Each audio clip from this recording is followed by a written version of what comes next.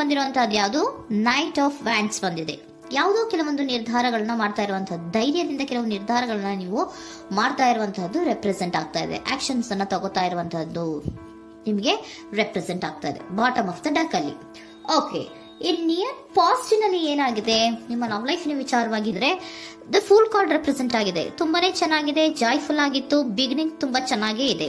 Card ಬಂದಿರುವಂತಹದ್ದೇನು? Wheel of fortune ಬಂದಿದೆ.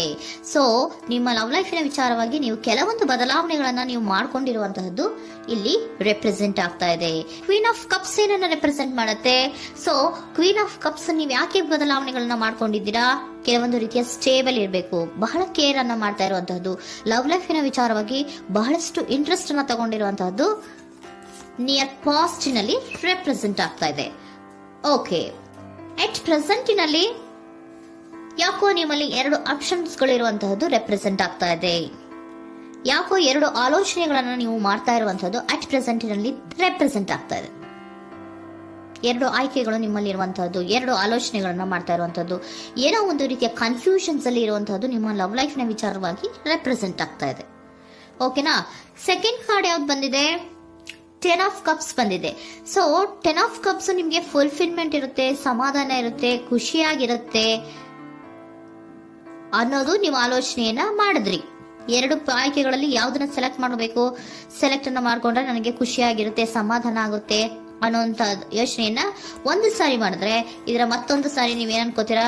ಏನಾದ್ರು ನನಗೆ ಇದರಿಂದ ಮೋಸ ಆಗುತ್ತಾ, ಅಥವಾ ಇದರಿಂದ ನನಗೇನಾದ್ರು ತೊಂದರೆ ಆಗುತ್ತಾ, ನನ್ನನ್ನು ನಾನು ರಕ್ಷಣೆ ಮಾಡ್ಕೋಬೇಕಾಗತ್ತಾ ಅನ್ನೋಂತಹ ಆಲೋಚನೆಯನ್ನು ಕೂಡ ನೀವು ಮಾಡುವಂತದ್ದು ರೆಪ್ರೆಸೆಂಟ್ ಆಗ್ತಾ ಇದೆ. ಯಾಕೋ ನಿಮ್ಮಲ್ಲಿ ಸಮಾಧಾನ ಇಲ್ಲ, ಕನ್ಫ್ಯೂಷನ್ಸ್ ಇದೆ, 2 ಆಯ್ಕೆಗಳು, ಯಾವ ನಿರ್ಧಾರವನ್ನು ಮಾಡಬೇಕು ಗೊತ್ತಾಗ್ತಿಲ್ಲ. ಸೊ ಅದಕ್ಕೆ ನೋಡಿ, ನೀವು ಬೇಜಾರಿನಿಂದ ಮೂವಿಂಗ್ ಆನ್, ಬದಲಾವಣೆ ಆಗ್ತಾ ಇರುವಂತಹದ್ದು ರೆಪ್ರೆಸೆಂಟ್ ಆಗ್ತಾ ಇದೆ. ಚೇಂಜಸ್ ಅನ್ನ ಮಾಡ್ಕೋತಾ ಇರುವಂತಹದ್ದು ಇಲ್ಲಿ ಪ್ರೆಸೆಂಟಿನಲ್ಲಿ ರೆಪ್ರೆಸೆಂಟ್ ಆಗ್ತಾ ಇದೆ.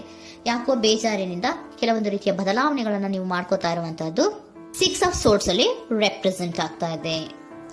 ನೀವು ಈ 6 ಆಫ್ ಸೋರ್ಟ್ಸ್ ಮತ್ತೆ ಏನನ್ನ ರೆಪ್ರೆಸೆಂಟ್ ಮಾಡುತ್ತೆ ಅಂದ್ರೆ, ನಾನು ಲವ್ ಲೈಫಿನ ವಿಚಾರವಾಗಿ ಒಂದು ಬೆಟರ್ ಆಪ್ಷನ್ಸ್ ಅನ್ನ ಸೆಲೆಕ್ಟ್ ಮಾಡ್ಕೋಬೇಕು ಅನ್ನುವಂತಹ ಆಲೋಚನೆಯನ್ನ ಮಾಡ್ತಾ ಇರುವಂತಹದ್ದು ರೆಪ್ರೆಸೆಂಟ್ ಆಗ್ತಾ ಇದೆ.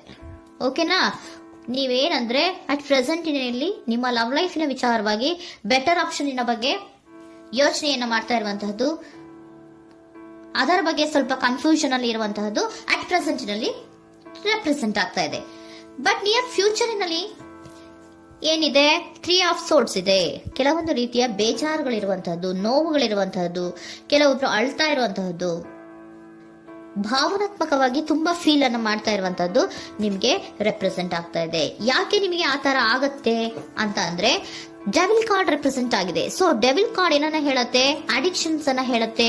ತುಂಬಾ ಯೋಚನೆಯನ್ನ ಮಾಡುವಂತಹದ್ದು, ಮೇಲಿಂದ ಮೇಲೆ ನೀವು ಒಂದನ್ನೇ ನೀವು ಯೋಚನೆ ಮಾಡ್ತಾ ಇದ್ರೆ ನಿಮ್ಗೆ ಅಲ್ಲಾಗುವಂತದ್ದೇನು? ನೋವುಗಳೇ ಅಲ್ಲಾಗುವಂತಹದ್ದು. ಸೊ ಯಾತಕ್ಕೆ ಅಂದ್ರೆ ನಿಮ್ಮಿಬ್ಬರ ಮಧ್ಯೆ ಕೆಲವೊಂದು ರೀತಿಯ ಘರ್ಷಣೆಗಳಿರುವಂತಹದ್ದು ರೆಪ್ರೆಸೆಂಟ್ ಆಗ್ತಾ ಇದೆ. ಕೆಲವೊಂದು ರೀತಿಯ ಮನಸ್ಸು ಒಂದೇ ತರ ಆಲೋಚನೆಯನ್ನ ಮಾಡ್ತಾ ಇಲ್ಲ. ಒಂದ್ಸರಿ ಆ ತರ ಯೋಚನೆ ಮಾಡ್ತೀರಾ, ಒಂದ್ಸರಿ ಈ ತರ ಯೋಚನೆ ಮಾಡ್ತೀರಾ, ಕನ್ಫ್ಯೂಷನ್ ಅಲ್ಲಿ ಇರ್ತೀರಾ, ಏನ್ ಮಾಡ್ಬೇಕು ಗೊತ್ತಾಗಲ್ಲ. ಸೊ ಅದಕ್ಕೆ ನಿಮ್ಗೆ ಬೇಜಾರು, ನೋವು ಇರೋಂಥದ್ದು. ಮತ್ತೆ ನೆಕ್ಸ್ಟ್ ಕಾರ್ಡ್ ಬಂದಿರುವಂತದ್ದೇನು? 5 ಆಫ್ ಪ್ಯಾಂಟಿಕಲ್ಸ್ ಬಂದಿದೆ. ಸೊ 5 ಆಫ್ ಪ್ಯಾಂಟಿಕಲ್ಸ್ ಏನು? ತುಂಬಾ ಇದು ಕೂಡ ತುಂಬಾ ಬೇಜಾರಿನಲ್ಲೇ ಇರುವಂತಹದ್ದು, ಫೀಲಿಂಗ್ ಲೆಫ್ಟ್ ಔಟ್ ಆಗ್ತಾ ಇರುವಂತಹದ್ದು, ರೀತಿಯ ಒಂದು ಬ್ಯಾಡ್ ಸಿಚುಯೇಷನ್ ಅಲ್ಲಿ ಇರುವಂತಹದ್ದು, ಅಂದ್ರೆ ಯಾವಾಗ್ಲೂ ನೋವು ಪಡ್ತಾ ಇರುವಂತಹದ್ದು, ಯಾವಾಗ್ಲೂ ಯೋಚನೆ ಮಾಡ್ತಾ ಇರುವಂತಹದ್ದು, ಇಮಿಡಿಯೇಟ್ ಫ್ಯೂಚರಿನಲ್ಲಿ ಈ ರೀತಿ ರೆಪ್ರೆಸೆಂಟ್ ಓಕೆನಾ? ಸೊ ದ ಮೂನ್ ಕಾರ್ಡ್ ಏನನ್ನ ರೆಪ್ರೆಸೆಂಟ್ ಮಾಡುತ್ತೆ ಅಂದ್ರೆ, ರಿಯಾಲಿಟಿಯ ಕಡೆಗೆ ಹೆಚ್ಚು ಗಮನ ಕೊಡದೇ ಇರುವಂತಹದನ್ನ ರೆಪ್ರೆಸೆಂಟ್ ಮಾಡುತ್ತೆ. ಓಕೆನಾ? ಇದಿಷ್ಟು ನಿಮ್ಮ love reading. Next angel guidance ನಿಮ್ಗೆ ಏನ್ ಕೊಡ್ತಾರೆ ಅನ್ನೋದನ್ನ ನೋಡೋಣ. ನೋ ಅನ್ನೋಂತ ಆನ್ಸರ್ ಅನ್ನ ಕೊಡ್ತಾ ಇದ್ದಾರೆ. So no, not the right time. ನೀವೇನು ಕೂಡ ಈ ಕನ್ಫ್ಯೂಷನ್ ಅಲ್ಲಿ ಇದ್ದಾಗ ಯಾವುದೇ ರೀತಿಯ ಡಿಸಿಷನ್ಸ್ ನ ಮಾಡೋದಕ್ಕೆ ಇದು ಕರೆಕ್ಟ್ ಆಗಿರುವಂತಹ ಟೈಮು ಅಲ್ಲ.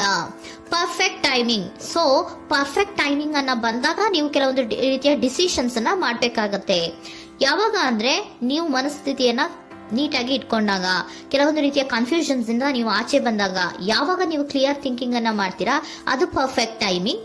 ಸೊ ಆಗ ನಿಮ್ಗೆ ಕೆಲವೊಂದು ರೀತಿಯ ಫರ್ಗಿವ್ನೆಸ್ ಅನ್ನೋದು ಇರುತ್ತೆ ಅನ್ನೋದನ್ನ ಏಂಜಲ್ ಗೈಡೆನ್ಸ್ ನಿಮ್ಗೆ ಹೇಳ್ತಾ ಇದ್ದಾರೆ. ಸೊ ಹಾಗಿದ್ರೆ ಸರೆಂಡರ್ ಕಾರ್ಡ್ಗಳು ನಿಮ್ಗೆ ಏನ್ ಹೇಳುತ್ತಾರೆ ಅನ್ನೋದನ್ನ ನೋಡೋಣ. Surrender to your soul path. Your life journey has been perfectly designed for your soul growth. Embrace every lesson and every moment. ನಮ್ಮ ಜೀವನದಲ್ಲಿ ಬರುವಂತಹ ಎಲ್ಲಾ ಕೆಲವೊಂದು ಮೂಮೆಂಟ್ಗಳನ್ನ ನಾವು ಪರ್ಫೆಕ್ಟ್ ಆಗಿ ದೇವರು ಡಿಸೈನ್ ಮಾಡಿರ್ತಾರೆ. ಅದಂದ್ರೆ ನಮ್ಮ ಲೈಫಿನಲ್ಲಿ ಏನೇನ್ ಆಗ್ಬೇಕು ಅನ್ನೋದನ್ನ ಮುಂಚೆಯೇ ದೇವರು ಬರ್ದಿರ್ತಾರೆ. ಸೊ ಅದು ಹಾಗೆಯೇ ನಡೀತಾ ಇರುತ್ತೆ. ಓಕೆನಾ? ನಾವು ನಮ್ಮ ಲೈಫ್ ನಲ್ಲಿ ಬರುವಂತಹ ಪ್ರತಿಯೊಂದು ಲೆಸನ್ಸ್ ಅಥವಾ ಪಾಠಗಳೇನಿರುತ್ತೋ ಅಥವಾ ನಾವು ಏನನ್ನ ನಮ್ಮ ಜೀವನದಲ್ಲಿ ಬರ್ತಾ ಇರುತ್ತೋ ಅದು ಒಂದು ನಮಗೆ ನಮ್ಮ ಲೈಫಿನಲ್ಲಿ ಒಂದು ಲೆಸನ್ ತರ. ಸೊ ಅದನ್ನ ನಾವು ಎವ್ರಿ ಮೂಮೆಂಟ್ ಅನ್ನ ಕೂಡ ನಾವು ಎಂಬ್ರೇಸ್ ಸ್ವೀಕರಿಸಬೇಕು. ಯಾವಾಗ್ಲೂ ಕೂಡ ಅದನ್ನು ಸ್ವೀಕರಿಸಿಕೊಂಡು ಮುಂದೆ ಮುಂದೆ ಹೋಗ್ತಾ ಇರಬೇಕು. ಪ್ರತಿ ನಿಮಿಷವೂ ಕೂಡ ಒಂದೊಂದು ರೀತಿಯ ನಮಗೆ ಪಾಠ ಇದ್ದ ಹಾಗೆ ಅಂತ ಹೇಳ್ತಾ ಇದ್ದಾರೆ. Surrender unhealthy relationship. Surrender unhealthy relationship. Let go a relationship that don't serve you, including unavailable or toxic people. You deserve to be treasured by others and to be surrounded by positive people. Unhealthy relationship ನ ಕಡೆಗೆ ಹೆಚ್ಚು ಗಮನವನ್ನ ಕೊಡಬೇಡಿ. ಈ toxic people ನ ಕಡೆಗೆ ಹೆಚ್ಚು ಗಮನವನ್ನ ಕೊಡಬಾರ್ದು. So ಯಾವಾಗ್ಲೂ ನಾವು ಪಾಸಿಟಿವ್ ಆಗಿ ಥಿಂಕ್ ಮಾಡುವಂತಹ, ಪಾಸಿಟಿವ್ ಆಗಿ ಆಲೋಚನೆ ಮಾಡುವಂತಹ ಜನಗಳ ಜೊತೆಯಲ್ಲಿಯೇ ನಾವು ಹೆಚ್ಚು ಇರಬೇಕು ಅನ್ನೋದನ್ನ ನಿಮಗೆ ಸರೆಂಡರ್ ಕಾರ್ಡ್ ಹೇಳ್ತಾ ಇದ್ದಾರೆ.